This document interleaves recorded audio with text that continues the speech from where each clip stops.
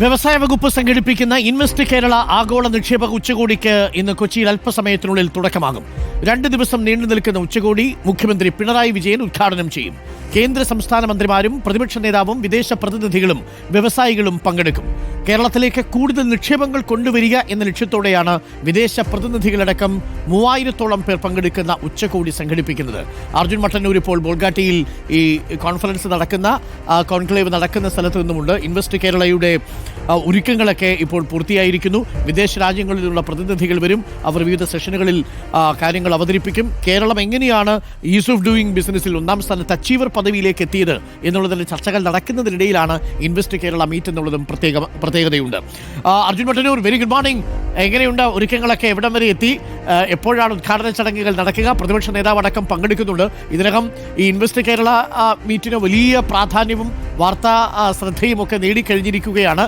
വലിയ പ്രതീക്ഷയോടു കൂടിയാണല്ലേ സംസ്ഥാന സർക്കാർ ഇൻവെസ്റ്റ് കേരളയ്ക്ക് എത്തുന്നത്? Good morning Arunkumar. അങ്ങനെ തന്നെയാണ്. വലിയ പ്രതീക്ഷയോടു കൂടിയാണ് കേരളത്തിലേക്ക് കൂടുതൽ വ്യവസായങ്ങൾ, കൂടുതൽ നിക്ഷേപങ്ങൾ എത്തിക്കുക എന്ന ലക്ഷ്യത്തോടു കൂടിയാണ് ഇത്തരത്തിൽ ഇൻവെസ്റ്റ് കേരള ആഗോള നിക്ഷേപ ഉച്ചകോടി കൊച്ചിയിൽ നടക്കുന്നത്. 2 ദിവസത്തെ ഉച്ചകോടിയാണ്. ഏതാണ്ട് വിദേശ പ്രതിനിധികളടക്കം ഏതാണ്ട് 3000-ഓളം പേരാണ് ഈ ഉച്ചകോടിയിൽ പങ്കെടുക്കുന്നത്. എന്തായാലും മുഖ്യമന്ത്രി പിണറായി വിജയൻ ഏതാണ്ട് 10 മണിക്ക് ഉദ്ഘാടനം നിർവഹിക്കും. മറ്റ് പ്രധാനപ്പെട്ട വ്യക്തിത്വങ്ങളൊക്കെ തന്നെ നമുക്കൊപ്പം ഈ പരിപാടിയിൽ പങ്കെടുക്കുകയും ചെയ്യുന്നുണ്ട്. എന്തായാലും ഇപ്പോൾ വ്യവസായ വകുപ്പ് പ്രിൻസിപ്പൽ സെക്രട്ടറി മുഹമ്മദ് ഹനീഷ് നമുക്കൊപ്പം ചേരുന്നുണ്ട്. എന്താണ് ഈ ഒരു പരിപാടിയുടെ പ്രധാനപ്പെട്ട ലക്ഷ്യമെന്ന്?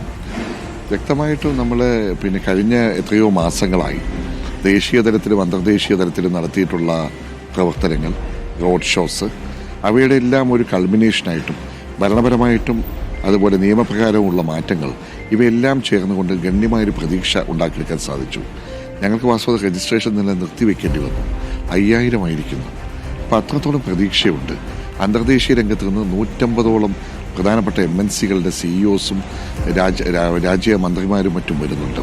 26 രാജ്യങ്ങളുടെ പങ്കാളിത്തമുണ്ട്. അത്രത്തോളം ഒക്കെ ഉണ്ടാവുണ്ട്. എല്ലാ അർത്ഥത്തിലും നല്ലത് പ്രതീക്ഷിക്കുന്നു. എന്തായാലും ഈ കൂടുതൽ നിക്ഷേപങ്ങൾ ഇതിലൂടെ കേരളത്തിലേക്ക് എത്തും എന്ന് തന്നെ പ്രതീക്ഷിക്കാം. തീർച്ചയായിട്ടും അത് തന്നെയാണ് നമ്മുടെ പ്രതീക്ഷ. Thank you.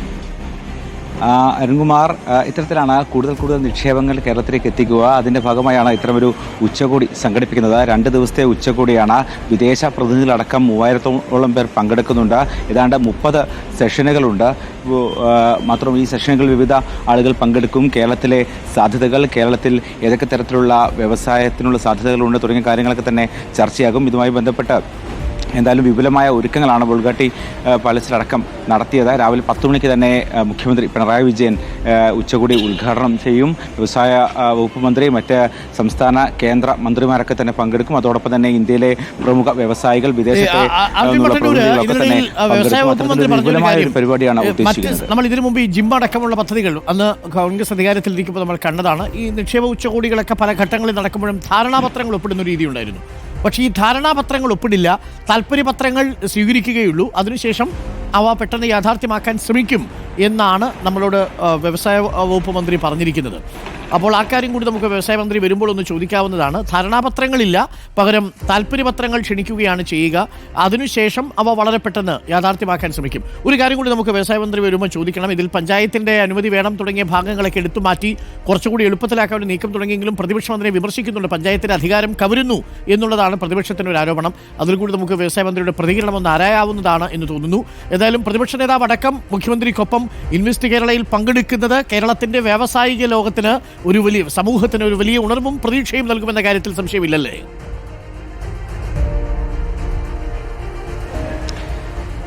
തീർച്ചയായും അങ്ങനെ തന്നെയാണ്. അതായത് പ്രത്യേകിച്ച് ഈ കേരളത്തിൻ്റെ വ്യാവസായിക വളർച്ചയെ സംബന്ധിച്ചുള്ള ചില തർക്കങ്ങളൊക്കെ തന്നെ, രാഷ്ട്രീയപരമായ ചർച്ചകളും തർക്കങ്ങളും ഒക്കെ നടക്കുന്നുണ്ട്. അതിനിടയിലാണ് ഇത്തരമൊരു പരിപാടി കൊച്ചി വേദിയാകുന്നത് എന്നതും ശ്രദ്ധേയമാണ്. അതോടൊപ്പം തന്നെ പ്രതിപക്ഷ നേതാവ് VD സതീശനടക്കം ഈ പരിപാടിയിൽ പങ്കെടുക്കും എന്ന് നേരത്തെ തന്നെ പ്രഖ്യാപിച്ചിട്ടുണ്ട്. എന്തായാലും എത്രത്തോളം നിക്ഷേപങ്ങൾ വരും, എത്രത്തോളം ഇത്തരത്തിൽ ഈ ആളുകൾ കേരളത്തിൽ നിക്ഷേപം നടത്താൻ തയ്യാറാകും എന്ന കാര്യങ്ങളൊക്കെ തന്നെ നമ്മൾ ഈ ഉച്ചകോടി ഉച്ചകോടിയിൽ നമുക്ക് കാണാൻ കഴിയും. എന്തായാലും ഇത്രയും പ്രതിനിധികൾ വരുന്ന സാഹചര്യത്തിൽ സ്വാഭാവികമായും കൂടുതൽ നിക്ഷേപങ്ങൾ ഉണ്ടാകും എന്ന് തന്നെയാണ് വ്യവസായ മന്ത്രി അടക്കം പ്രതീക്ഷ പങ്കുവെക്കുന്നത്. സ്വാഭാവികമായും കൂടുതൽ ആളുകൾ വരുന്നു.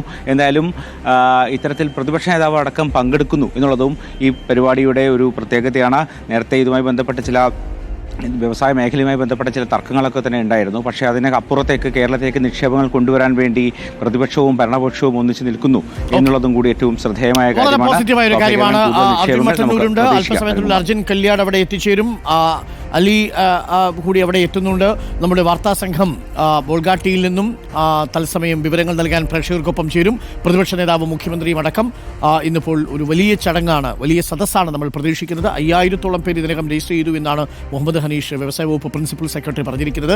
26 രാജ്യങ്ങളിൽ നിന്നുള്ള വ്യവസായ പ്രമുഖരുടെ പ്രാതിനിധ്യമുണ്ടാവും. വിവിധ കമ്പനികളുടെ സിഇഒമാരാണ് നേരിട്ട് പങ്കെടുക്കുന്നത്. കേരളത്തിന്റെ മാറിയ വ്യവസായ നിക്ഷേപ സാഹചര്യം എന്താണ് എന്നുള്ളത് കേരളത്തിന് കാട്ടിക്കൊടുക്കാൻ കഴിയട്ടെ.